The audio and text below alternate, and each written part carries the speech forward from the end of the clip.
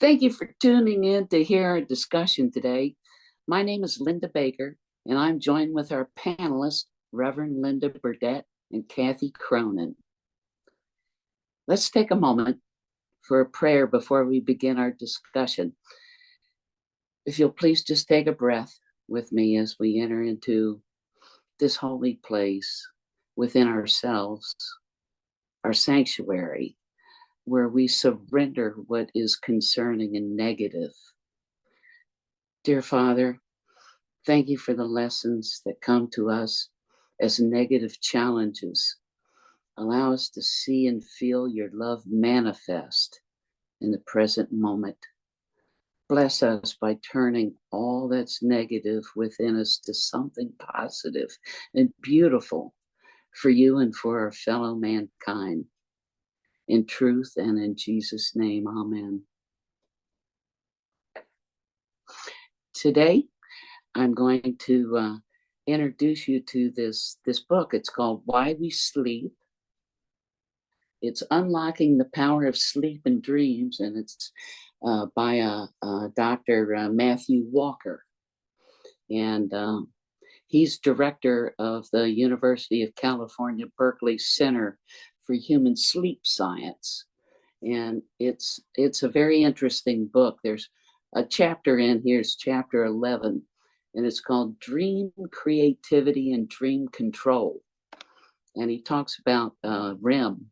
If you're familiar with REM and sleep, it stands for rapid eye movement. And let me just start out and read a little bit to you, introduce you to the subject. Aside from being a stoic centennial that guards your sanity and emotional well-being, REM sleep and the act of dreaming have another distinct benefit: intelligent information processing that inspires creativity and promotes problem solving.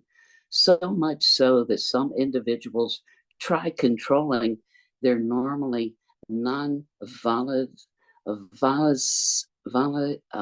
I'll get this in a second, non-volitional process and direct their own dream experiences while dreaming. And he says, dreaming the creative incubator.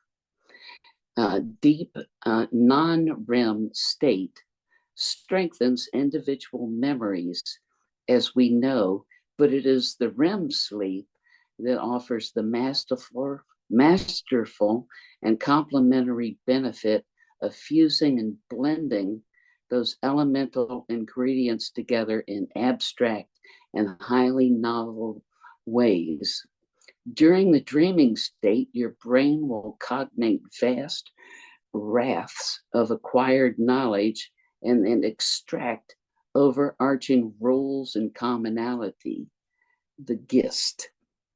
We awake with a revised mind-wide web that is capable of divining solutions to previously impenetrable problems. In this way, REM sleep dreaming is informational alchemy.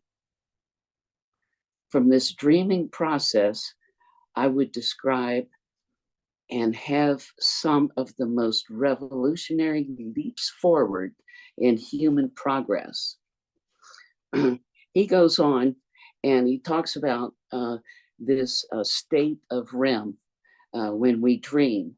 And he describes it with various people and what effect it's had on their lives. And the first person that he mentions is it's a Russian fellow, and I can't say his name. It's like Dmitry Mendelvik, and he explains. You'll know who this is as I go on. And this fellow had a dream on February the 17th, 1869, and it led to the periodic table of elements, the sublime ordering of all known constituent building blocks of nature. Apparently, he had spent years trying to organize all the elements into an understandable form.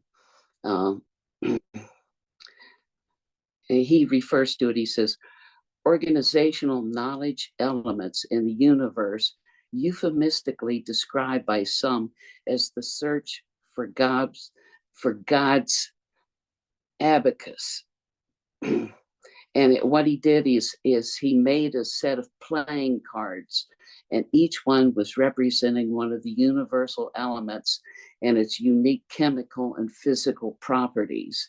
And it was like a jigsaw puzzle that he was trying to put together. And it said for years he pondered the riddle of nature, and for years he failed, and until he kind of surrendered the whole idea. He stayed up for 3 days and 3 nights trying to do this, and he reached a crescendo of frustration, they say, with the challenge. So he went to sleep that night after 3 days up, and when he woke up the next morning, he had the answer. It says as he slept, he dreamed, and the dreaming brain accomplished what was the waking brain was incapable of. And the dream took hold of the swirling ingredients in his mind, and in a moment of creative brilliance, snapped them together in a divine grid. And each row, period, and each column, group, having a logical progression of automatic and orbiting electron characteristics. And in his own words, he says, I saw a dream, a table where all the elements fell into place as required. Awakening, I immediately wrote it all down on a piece of paper. Only one place did a correction later seem necessary. Well, that's pretty amazing. He goes on to say, he said it happened in his own life. There was a neuroscientist named Otto Lowe, and this fella he worked with, he said he dreamed of a clever experience on two frogs' hearts that would ultimately reveal how nerve cells communicate with each other using chemicals. And what he means by chemicals are neurotransmitters released across tiny gaps that separate them, the synapse. And he says, rather than direct electrical signaling that could only happen if they were physically touching each other. And the discovery was so profound that the dream implemented discovery that won the guy the Nobel Prize. This is, and then he goes on and he talks about like Paul McCartney from the Beatles, and his origination of the songs, both the song Yesterday and Let It Be, both of them came to Paul McCartney in a dream. Paul said, I woke up with a lovely tune in my head. I thought, that's great. I wonder what it is. And he had a piano next to his bed. So he sat down and he started putting together the keys of the music. And he says, I like the melody a lot, but because I've dreamed it, I couldn't believe I had written it. I thought, no, I'd never written anything like this before, but I had, which was the most magic thing. That was Paul's words. And then he mentions Keith Richards, another musician, the guy from the Rolling Stones, has arguably the best dream-inspired story, which gave rise to the opening riff of their song Satisfaction. Richards would routinely keep a guitar and a tape recorder by his bedside to record the ideas that would come to him in the night. And his quote is, I go to bed as usual with my guitar, and I wake up the next morning and I see the tape is run to the very end, and I think, well, I didn't do anything. Maybe I hit a button when I was asleep. So I put it back to the beginning and push the play, and there in some sort of ghostly version is the opening lines of Satisfaction. It was a whole verse of it. And after that, there's 40 minutes of snoring. And another one that he mentioned in this chapter is Mary Shelley, who passed through a most frightening dream scene one summer night back in 1816. She dreamt Frankenstein. So, I just wonder what the secret is. What do these people eat before they go to bed? To be able to have this ability to it's like God takes a finger and just turns your life into gold. And I think it's amazing. It's never happened to me. I've got to ask the panelists, have you ever experienced something like this?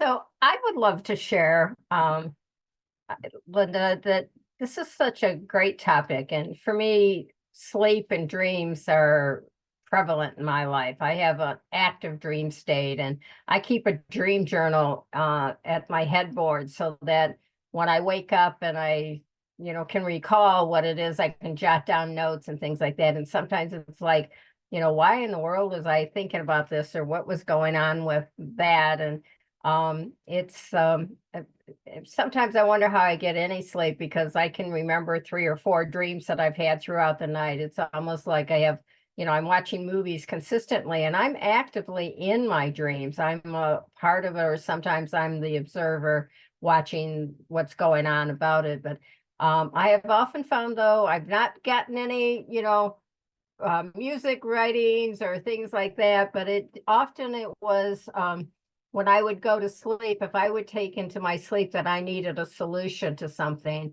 and in the morning I would wake up and I would be able to complete or come with the solution that I was looking for. And one of the things that agreement my husband and I have is, if we're making a major decision that involves some, you know, financial things, or just making some major decision, it's like we have to sleep on it. We will not purchase something or extend out into something that we're going to be buying on time, or an extension, without sleeping on it. And most times salespeople want you to make the decision right there because they want you to do this under impulse. And it's like, well, if this is still a good deal, why can't we sleep on it? And, it's sort of like that has gotten us out of a lot of bad decisions if we don't take the time to say, let's sleep on this, and so it is that time, and sometimes you get in the morning and going, well, that was a high pressure sales, or it was like, that's really not a bad idea. Maybe we should consider doing this. So, and then I also get that sleep time that I get to, I do some meditation before I go to sleep. I go to the bridge and I cross the bridge. So I pierce that veil and then have that time to connect with those who have crossed over on the other side, and just messages that they have for me. So I'll wake up in the morning and go, oh, Reverend Vi and I had an interesting conversation last night. So sometimes I'm sort of wondering what it was about. And there's been times, as my husband leaves for work, he comes in to say goodbye, and this one time said, now watch out for those leprechauns out there. And he looks at me like, what are you talking about? And it's something in my dream that I was dreaming about. So, it's just like I have a large dream journal that has a lot of little notes to it, and it's a great way to go back, because sometimes you'll get an answer and go, oh yeah, I dreamt about that. So I think this is a wonderful topic, and it's just sort of a point in time of just, for me, I'm an active dreamer. So some people can say they never remember their dreams, but it's sleep.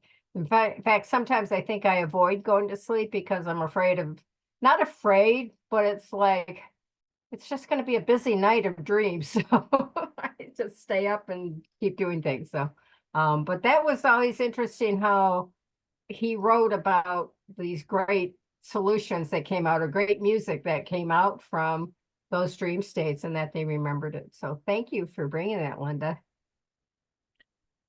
Well, I'm enjoying this topic as well very much. I knew about Frankenstein and Frankenstein's monster being a dream.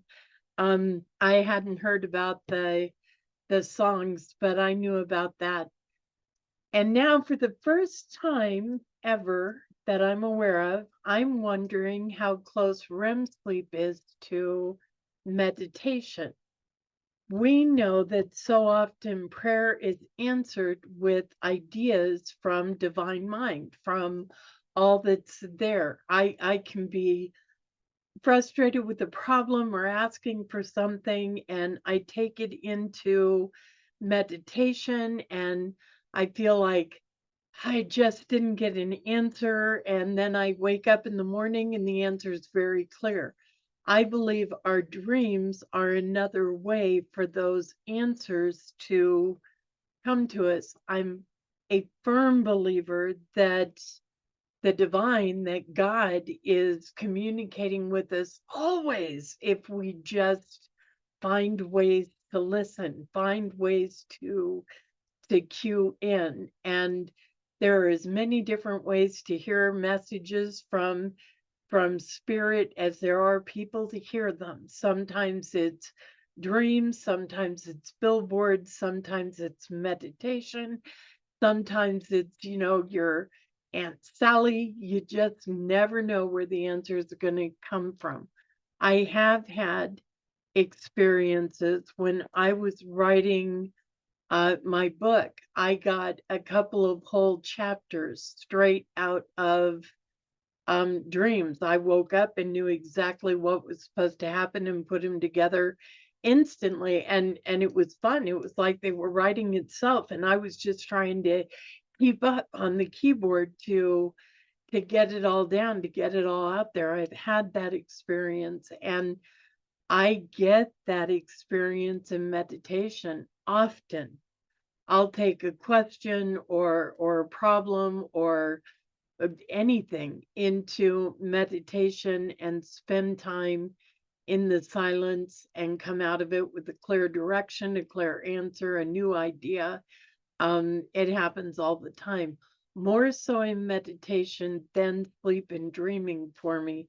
And that's why, and I've got it written right here, compare meditation with REM sleep and see what the connection is. I hadn't realized it was there until you brought this topic. So thank you. What fun. That's very interesting. I've always felt that prayer is when you express your needs, and meditation was when you got your answers. And it's funny, if I get any ideas, it's always in the shower. It has nothing, it's nothing to do with dreaming. But when I get out of the shower, I've got an idea. And so thank you very much. And Linda, the shower is a powerful place for me to get messages. As a matter of fact, I always, turn the lights off and turn on a candle and shut out the whole world and spend that time in meditation. I get powerful answers from the shower. And so often the answer that comes up, I haven't formed the question yet. It's like, here's a message that you need to have. And it sounds like that's what was happening with the songs that were written, here, you need to have this and bring it into manifestation. That's great. And Kathy, I wish you would take your dream book and your journal and make a book. I think it would be really interesting to read that. Thank you both very much for participating in that.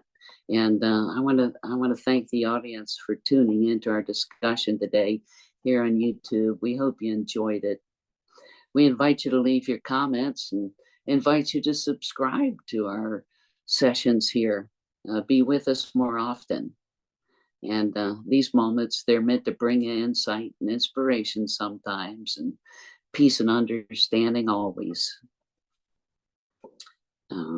If you'd like to discuss something, or if you have something that troubles you, or you have an interest in, just contact the office at Unity Church at El Cajon. That phone number is 619-579-9586. Your opinion is welcome too, so feel free. Join our panel if you'd like. It's easy. So we look forward to the next opportunity. to share our thoughts and findings. Thank you for building a friendship with us wherever you are and whatever time it is. You can listen to these sessions at your convenience, day or night. And when you need a moment of companionship and reassurance, we try to give you some. We've got your back. So we're signing off now, hoping one day, whatever challenges you face, you do with love, courage, and confidence. Bye for now. Thank you for joining us, and let's stay connected and grow in spirit. We are on Facebook. Search for Unity Church of El Cajon and follow us and like our posts. You can reach us on YouTube at Unity Church of El Cajon. Please subscribe to our channel, watch our videos, and leave comments which can help us improve. We are on the web at unityofelcajon.org. Email or call our church office to receive our weekly newsletters, which lists all of our activities and opportunities to learn and grow together.